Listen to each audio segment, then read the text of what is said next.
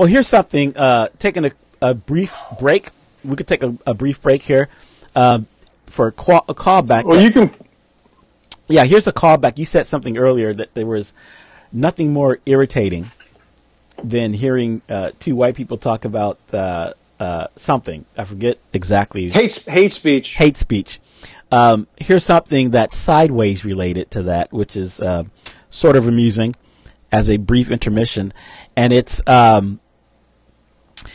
it's white people once again coming to the defense of black people in a, I believe, humorous way. You'll see what I mean here. Brief intermission, and I'm going to play this, and you're going to know what I'm talking about. Hold on. He is the first president in modern history to have zero political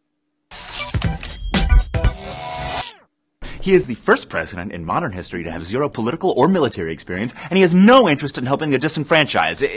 Ref, how do you feel about this? You must be more concerned than all of us. Yeah, that's a really good question. Well, I mean, obviously I have cause for concern, right? But my parents saw a lot worse, so I still have hope. That is such a positive outlook, but all I feel is outrage. You know, how can we expect to progress as a nation if this is how we're treating our poor? Ugh. Right, but, I mean, I'm not poor. No. No. Oh my God, that was so rude. That's okay. We know we're all rich in our own way. Yes. Rich in love. Nope. Rich blood. Nope. Rich in stamps. Nope. See, no, I'm not poor. See, just because I'm black doesn't mean I'm poor. I'm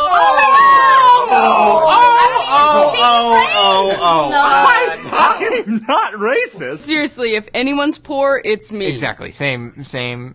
You know, we're not here to judge. You know, we're not here for that. Pizza's here. Oh, so hungry. How do you guys want to pay for this? Split it 4 ways? Yeah, totally. No, there's 5 of us, so 5 ways. You know, you would pay if you could, Raph. No need.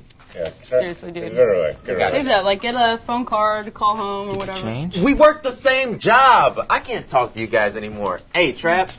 Oh, I'm sorry. I only have $1. I hope that's okay. God bless. What is wrong with all of you? I'm black, not poor. I have a 401k. Jeez, how slow is that internet? They only have dial-up. Is it just like how your neighborhood works? I live a block away from you. It's crazy to think how different things can be just a block away. I think we'll find that gentrification is a bigger problem than any of us ever realized. Tell me more. Gentrification now, these affluent people are coming in and they're pushing these poorer people out of the neighborhood just because they think it's kind of cool, taking from these people, these families that, you know, no longer afford to. I mean, that's the thing. It's about the reality of the situation, which is these families, affluent, richer people, just pushing these poorer people pushed out of their own homes.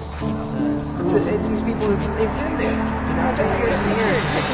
Cheer up, friend. Things are going to turn around. I'm not poor. We can all see your toes sticking out of your shoes, dude. These are sandals. Act like you never seen sandals before. How did you even get in here? I found this key card. Hey, we don't have to look at that. Forget this, man.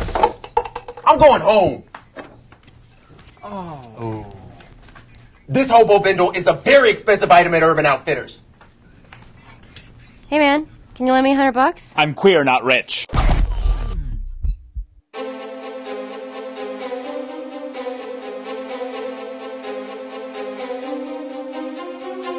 Thought I was dead, didn't you?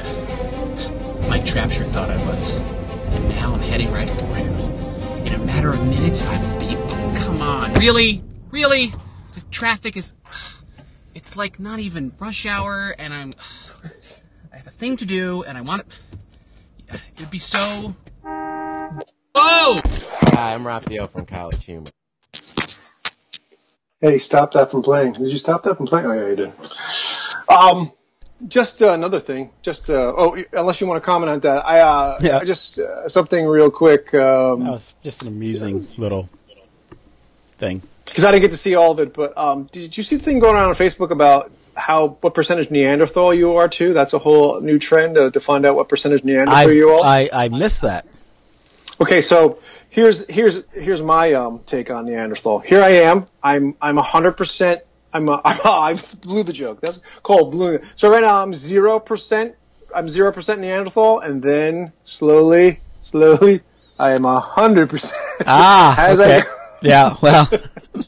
As I go profile. So that's how I confuse people. I'm like, when people see me, they're like, that guy might be halfway good looking. Then I slowly start to turn my head. Oh, no. He's a Neanderthal. Well, that's a good thing. I mean, the traditional way for a white male to demonstrate that he's a Neanderthal is to open his mouth.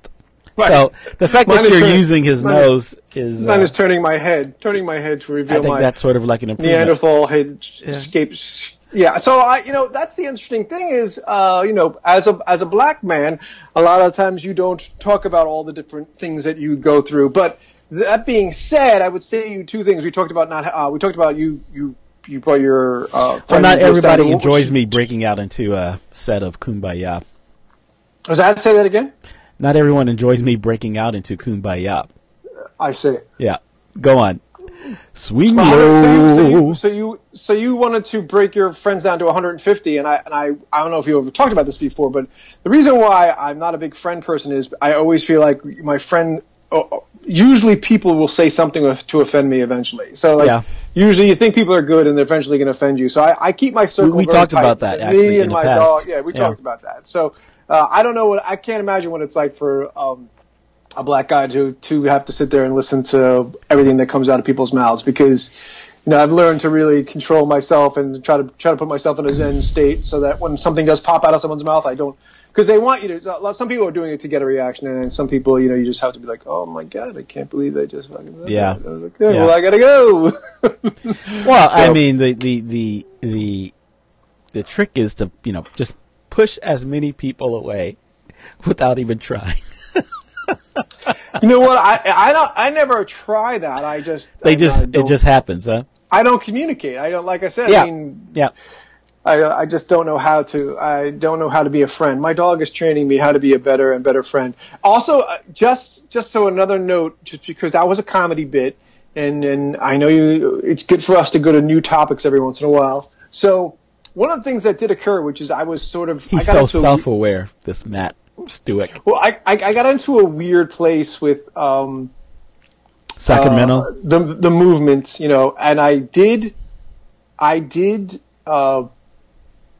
delete or defriend one of my comedy friends. Like, we weren't good comedy friends. We were okay comedy. It wasn't like, I wasn't anybody in the comedy world I'm that good friends with because, like I said, I don't know how to be a friend. Mm-hmm. But it was, so you sent me a clip of a comedian tonight. I mean, I do that. I do that almost daily, but the problem is that these people were not professional like yours were.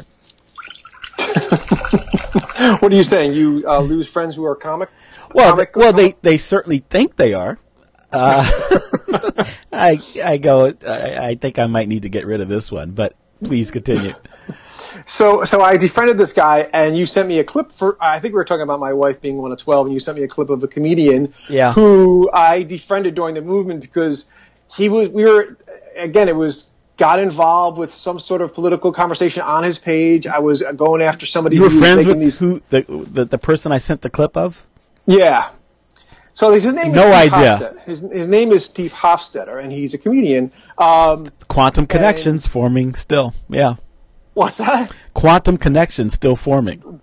I don't know. I didn't know you were friends with him, and I sent this to you as a random response. Yeah. Synchronicity, yeah. And as far as that, because it's just strange that you would pick that guy. So you must have picked this. So, and it was also strange because the bit that you sent me was about. So the bit you sent me that got us there was I told you that my wife was one of 12, and then you sent me a bit from Steve Hofstetter, was it about a heckler who got offended by a joke about him talking about people having too many kids, and it was at the same time that I'm looking at a comedy notebook from 2005 where I wrote down the line, where my parents trying to fuck us poor, we're going to fuck till we're poor was the line. And I just left it alone because to me that seemed hack and not a very, I'm not a new premise. So if I write something down, yeah, that's funny. Who wouldn't else think of that? Then to me, it's not good enough to bring to stage. So anyway, he did bring it to stage and he had a long, big bit. But I was going to say, this guy, Steve Hofstetter, I did get into like an argument on his page and then he was like pro Hillary and I was like, are you seriously? You can, and he's a very smart guy, like highly intellectual. Yeah. And you can tell by the way he talks and carries himself. He believes he's highly intellectual. He is intellectual, but not enough. But a lot of people are automatically intellectual. I mean, a lot of the Hillary things were like, oh, this is the right thing to do. So it comes from a good place. It's intelligent, etc. But there was sort of no critical thought in like, can we think about Hillary and I'm not saying anything magical. A lot of black people did that with Obama, right? Sure, he was great. Everything else, he was personable. I voted for Obama, so I'm not saying anything remotely controversial. But there were a lot of black people who were like, he's black, finally. We've arrived, and voted for him in that sort of automatic thing. And so it's not really a commentary on one's intelligence, but sort of where does that intelligence come from, and then where does it end there?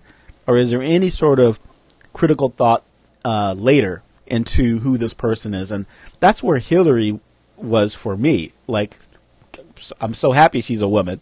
I think she's very smart. I think she's all that. But some critical thought was, something's going on, especially or even because of the entrance of Bernie to sort of give me a mirror to look into. Well, again, I don't even know how our argument ended or began. Like I said, I just went to his page. Someone said something. He made something, like he picks a post. Somebody makes a comment that's a comic. I get in there. I just start throwing blows. And then he came in. I think he was trying to mediate. And I was like, where are you going with this? Are you telling me that you're taking Hillary over Bernie? And I was like, all right, as long as I know that, I'm out, bro. I'm like, I'm done with you. Bro. I like to use that word "bro" just to infuriate anybody. I like, all right, if you're going to go that way, then I'll just delete you as a friend. So I actually added him back as a friend tonight. But he was one of the reason why we're talking about this guy at all is that during the course of the time when I was a professional comic, he was one of the three. I got paid to tell jokes. So he was one of the three comics that I said to, you're going to be a star. So the three people that I said that you're going to be a star to is Kevin James, when he opened up for me in somewhere in like Pennsylvania or Strasbourg or something. And then it was Ted Alexandro, who probably nobody knows or heard of, but he's a very... Name drop. He was a very... he was writing very differently than everybody else was, very likable, but didn't happen. And then Steve Hofstetter, when I met him, he was really on top. He was super intellectual, and he was on top of technology. And I was like, well, this kid, if he combines comedy with technology, I mean, he's got to hit. So those two guys did not hit, but he has had a show on Fox, and he does. He's definitely still, super intelligent, and so I don't know where he is with his career, but I added him tonight. Maybe I can apologize, but he that's just weird that you sent that, and I mean, there's so many different ways I could go about him, and here he is. So